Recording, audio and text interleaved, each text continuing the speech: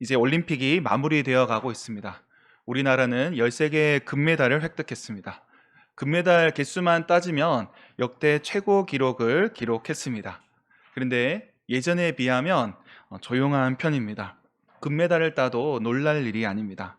그런데 몇십 년 전만 하더라도 금메달을 따고 전국이 떠들썩했습니다. 우리나라가 처음으로 금메달을 딴 건 1976년 몬트리올 올림픽이라고 합니다.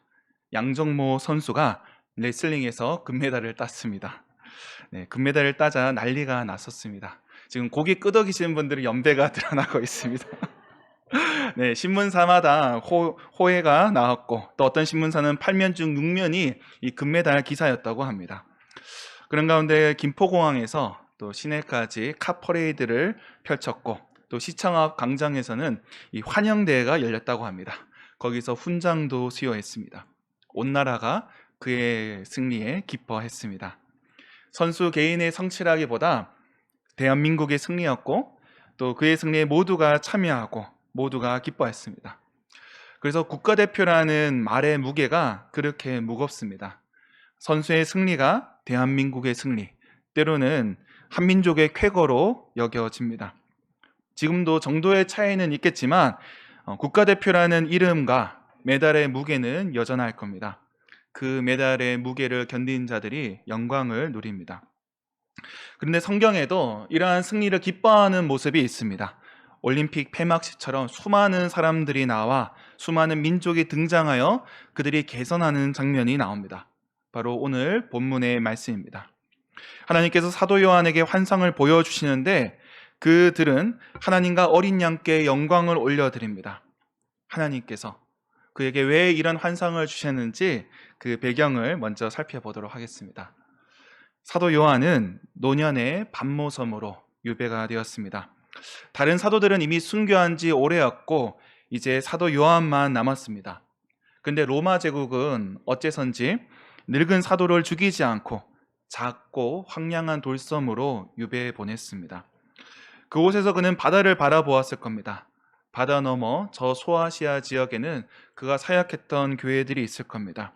또 그곳으로 가는 배들도 또 무역선들도 바라보았을 겁니다. 배들이 수많은 짐들을 싣고 또 로마로 향한 것을 보았을 겁니다. 평생 성도들을 섬겼고 교회를 돌보았지만 그러나 그가 반모섬에서 할 수 있는 것은 없었습니다. 바다 너머에 있는 성도들 또 그가 돌보았던 양떼들은 박해를 받아 흩어졌습니다. 로마 제국이 그들을 죽였습니다. 황제 숭배를 거절하다가 칼에 쓰러져간 성도들이 있었습니다. 누명을 쓰고 쫓겨난 이들도 있습니다. 요한 자신도 마찬가지였습니다. 늙고 지친 자신이 제국에 무슨 위협이 되는지 모르겠지만 그는 예수님을 믿는다는 이유로 유배를 받게 되었습니다. 그곳에서 요한은 젊은 날을 떠올렸을 겁니다. 예수님과 함께했던 갈릴리 그때를 떠올렸을 겁니다. 그때는 함께했던 제자들도 있습니다. 젊은 시절 그들은 민족주의로 똘똘 뭉쳤습니다. 그때는 이스라엘의 회복을 간절히 구했습니다. 그리고 곧 회복되리라 믿었습니다. 그러나 예루살렘은 불탔고 성전은 무너졌습니다. 동족들은 이리저리 흩어졌습니다. 전쟁을 피한 자도 있지만 비참한 삶을 이어가야 했습니다. 그들이 기대했던 유대 민족의 회복은 더욱 아득해졌습니다. 가망이 없어졌습니다. 젊은 날의 꿈이 깨어졌던 겁니다. 시간이 지나 그들의 무리는 새로운 사람들로 채워졌습니다. 복음은 로마 제국 전역에 선포되었고 다양한 민족들이 나와 예수를 주로 고백했습니다. 사도 요한은 교회의 지도자가 되었습니다. 그러나 지금 그는 반모섬에 유배를 당했습니다. 사역을 내려놓아야 했습니다. 그가 돌보던 양은 흩어졌습니다. 노년의 기대도 무너져 내렸습니다. 이러한 상황 속에서 요한은 하나님의 뜻이 무엇인지 기도했을 겁니다. 그때 하나님께서 요한에게 다가오셨습니다. 그에게 환상을 보여주십니다.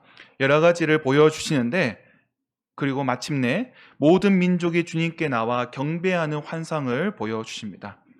오늘 본문의 환상은 하나님 나라의 승리를 기뻐하는 개선식입니다.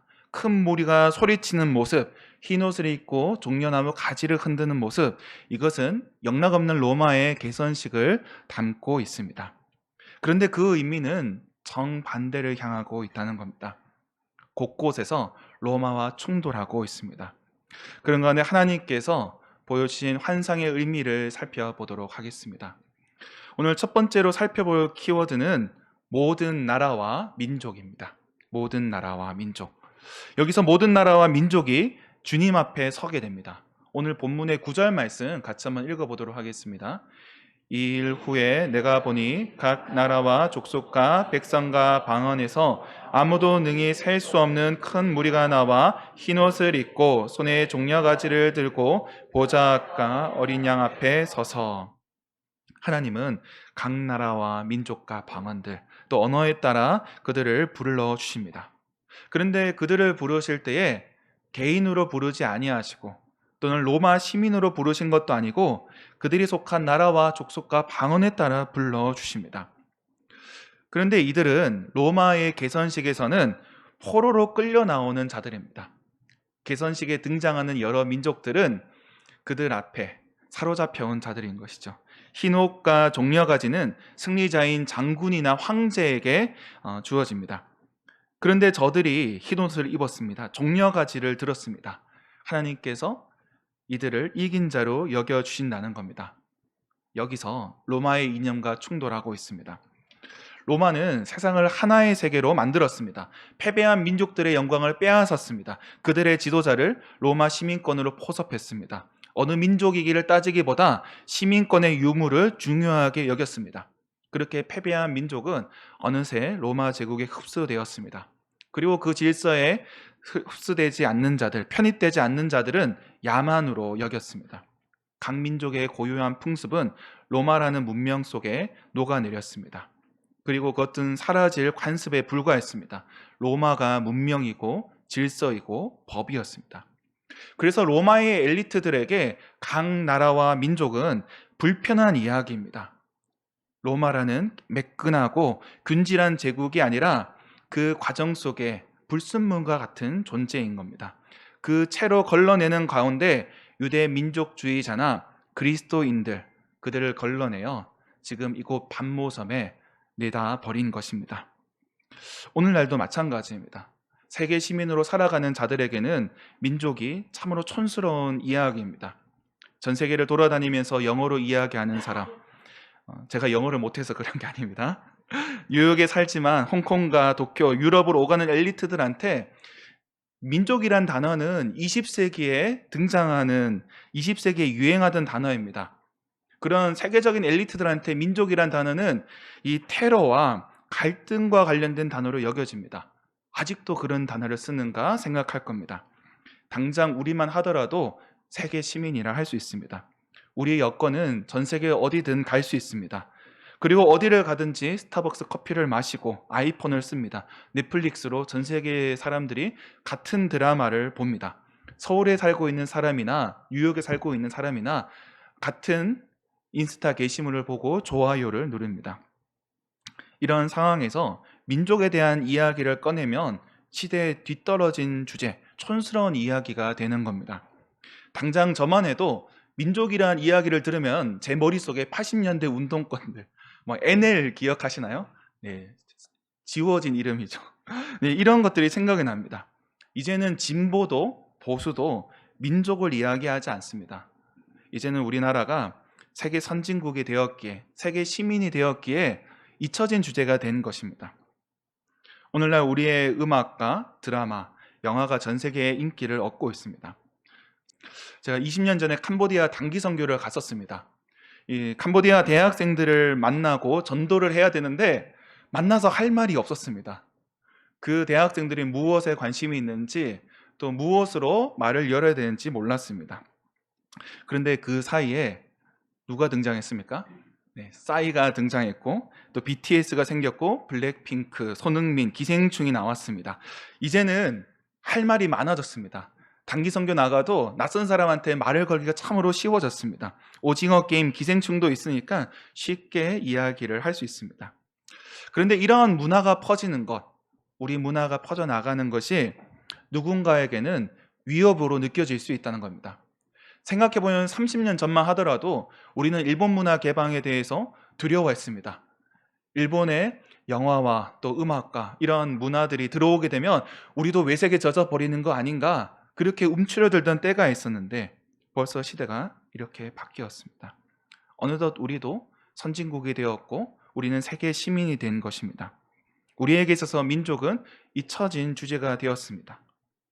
그런데 하나님께서는 나라와 민족, 그리고 부족, 언어권에 속한 자들을 불러 모으십니다. 그들의 정체성에 대해서 주님께서 확인하고 계신다는 겁니다. 올림픽에 나온 선수들이 각자 출전하고 있습니다. 우리는 그들의 개인적인 이야기와 또 인간의 한계를 넘어서는 그들의 승리에 대해서 주목하고 있습니다. 그러나 그들의 가슴에 국기가 그려져 있다는 겁니다. 그들의 정체성이 있다는 겁니다. 어쩌면 이미 망해버린 나라일 수도 있습니다. 역사 속에 흩어진 민족일 수 있습니다. 그렇지만 하나님께서 각 사람의 민족과 나라에 대해서, 그의 언어에 대해서, 그의 정체성에 대해서 지켜보고 계신다는 겁니다. 우리가 두 번째로 살펴볼 키워드는 어린 양입니다. 하나님께서 부르시는 이들, 이 큰 무리는 어린 양의 승리를 외치고 있습니다. 오늘 본문의 10절 말씀 같이 읽도록 하겠습니다. 큰 소리로 외쳐 이르되 구원하심이 보좌에 앉으신 우리 하나님과 어린 양께 있도다 하니, 이들의 환상 가운데 어린 양이 등장하고 있습니다. 여기서 어린 양은 하나님과 함께 영광을 받는 존재로 나옵니다. 10절에 큰 무리는 어린 양의 피로 희게 된 자들이고 17절에 보면은 성도들을 인도하는 목자이기도 합니다. 그렇다면 어린 양은 누구십니까? 네, 예수 그리스도십니다. 네, 예수님이시죠.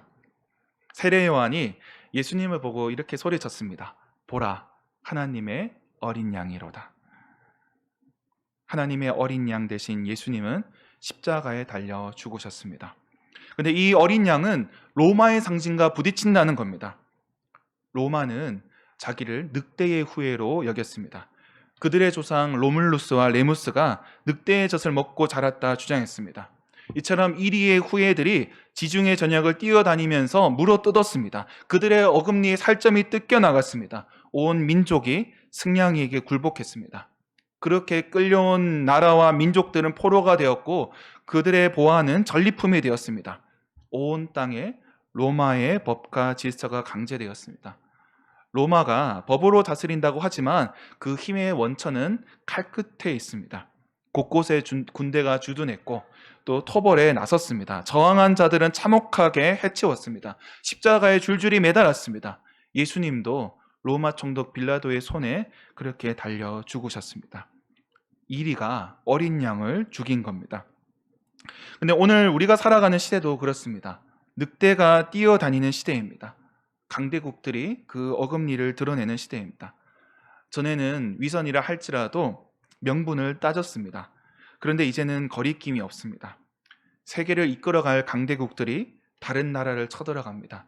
침략을 막아야 할 유엔 상임 이사국이 침략국이 됩니다. 칼이 있으면 휘두르는데 주저하지 않게 되었습니다. 이제는 우리나라도 세계에 무기를 수출하는 나라가 되었습니다. 전투기도 만들고 전차도 만들고 미사일도 만듭니다. 세계 1등은 아닐지어도 옆에서 보조는 할 만큼, 구색을 맞출 만큼 되었습니다. 이제는 우리가 원치 않아도 세계적인 긴장과 갈등에 개입하게 됩니다. 이런 상황이 우리에게 자랑일 수도 있습니다. 이제 우리도 선진국이구나, 우리도 열강에 속하게 되었구나, 이것을 기뻐하는 분도 계실 겁니다. 그런데 예수님께서 말씀하십니다. 내 칼을 도로 칼집에 꽂으라. 칼을 가지는 자는 다 칼로 망하느니라. 칼로 일어선 자는 칼로 망합니다. 칼로 세워진 나라는 칼로 망할 뿐입니다. 그런데 이 땅의 나라는 칼로 세워졌다는 겁니다. 하나님의 나라는 칼로 세워지지 않습니다. 어린 양을 따라가는 자들, 환난 중에도 폭력을 거부한 자들, 무죄한 희생자를 통해 세워지게 된다는 겁니다. 그들은 어린 양의 승리를 믿습니다. 비록 늑대와 이리와 승냥이가 판치는 이 땅이지만 어린 양이 승리할 것을 믿고 따라가는 자들입니다. 어린 양을 따라가는 자는 칼을 휘두르며 갈 수 없습니다. 늑대의 걸음으로 어린 양을 따를 수 없습니다. 박해를 받아도 묵묵히 받아들인 자들, 저들이 바로 어린 양을 따르는 자들이었습니다. 그런 가운데 오늘 본문 가운데 세 번째로 주목할 키워드가 나옵니다. 바로 장막입니다. 하나님의 장막이 어린 양을 따르는 자들과 함께하고 있습니다. 하나님께서는 환난당한 자들, 어린 양을 따르는 자들과 함께 하시는데요. 15절 말씀을 같이 읽도록 하겠습니다. 그러므로 그들이 하나님의 보좌 앞에 있고 또 그의 성전에서 밤낮 하나님을 섬김에 보좌에 앉으신 이가 그들 위에 장막을 치시리니.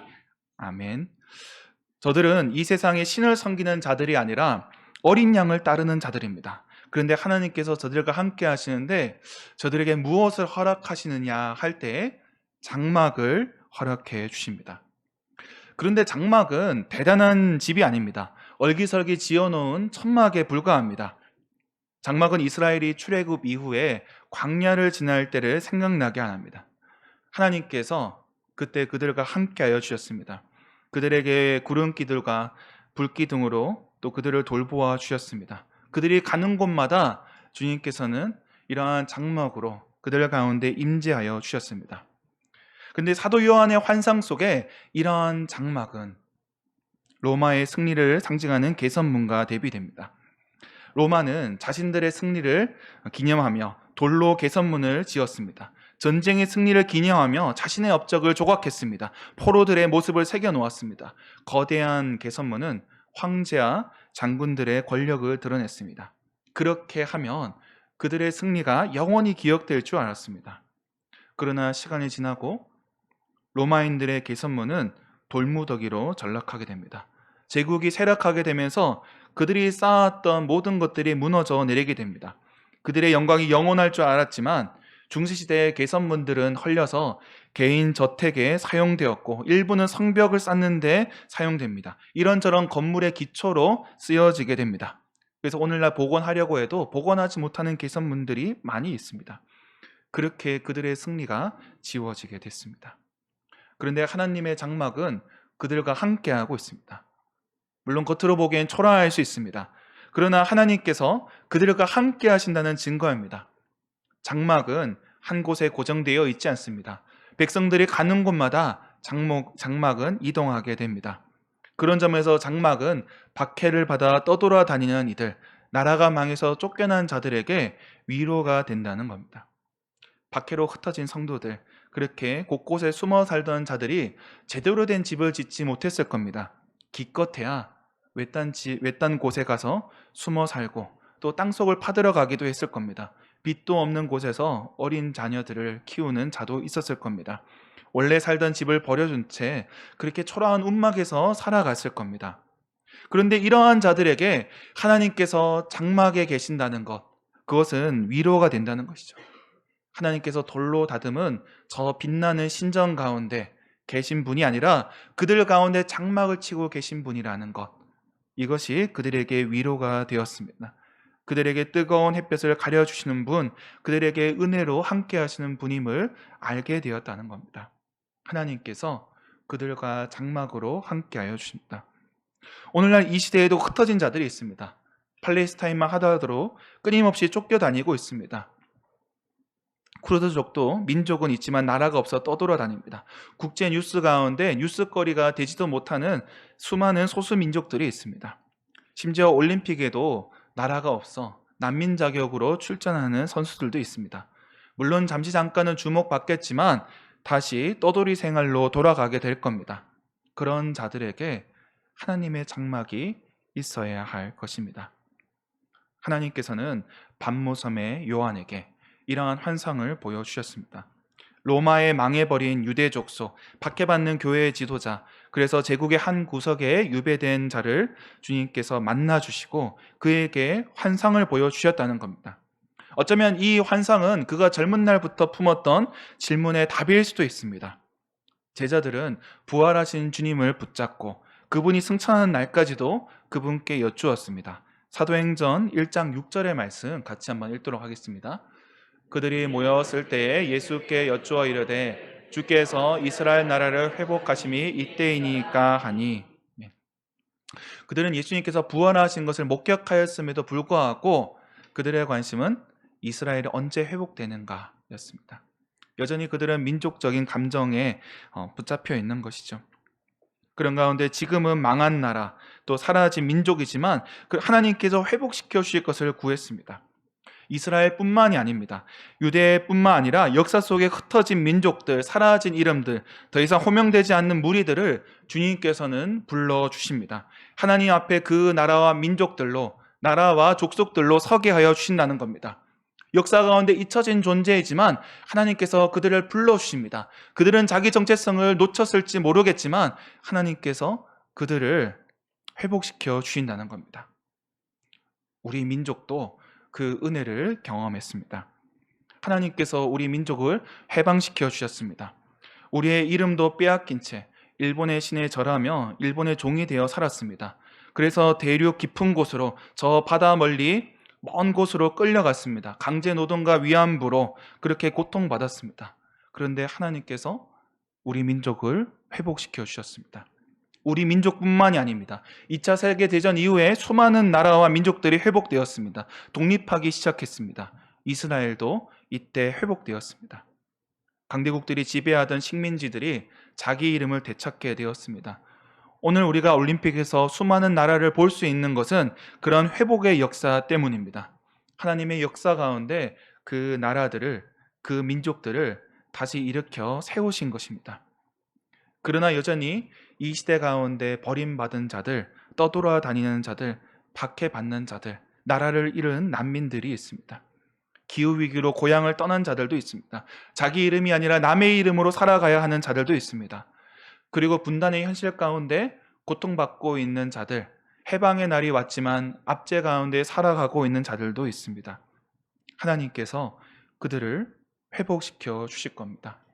오늘 사도 요한의 환상은 사도 요한의 비전으로 고쳐 불러야 할 것입니다. 비록 로마가 보기에는, 이 시대의 강대국들이 보기에는 허황된 소리에 불과합니다. 환상에 불과합니다. 국제정세 가운데 누가 땅을 내어주고 그들을 독립시켜 주겠냐 코웃음을 칩니다. 촌스러운 사고라고 타박할 수 있습니다. 그러나 하나님께서 그들을 불러주십니다. 흩어진 자들을 모으시고 또 무너진 것을 일으켜 세우십니다. 그들에게 포로의 옷을 벗기시고 족쇄를 끊으시고 흰 옷을 입게 하시고 종려 가지를 들게 하시는 분입니다. 어린 양을 따르는 자에게는 이것이 비전입니다. 우리는 모든 민족, 모든 나라, 모든 언어가 회복되고 하나님과 어린 양을 찬양할 날을 고대해야 합니다. 그때가 우리에게 진정한 해방의 날이 될 것이고 우리의 광복절이 될 것입니다. 말씀을 맺겠습니다. 이제 내일이면 올림픽도 끝나게 됩니다. 선수단도 귀국하게 될 것이고 그들은 기쁨을 누리게 될 겁니다. 물론 예전 양정모 선수처럼 카파레이드는 하지 않겠지요. 그렇지만 그들은 자신들의 승리를 기뻐할 것입니다. 자랑할 것입니다. 그들의 몫을 받게 될 것입니다. 다른 나라 선수들도 또 돌아가게 될 것이고 또 시간이 지나게 되면 우리는 그 승리의 기억도 또 지워지게 될 겁니다. 가난했지만 분투했던 선수의 이야기, 난민이었지만 활약했던 이야기, 또 안타까운 내전의 상황도 우리의 기억의 너머로 사라질 수 있습니다.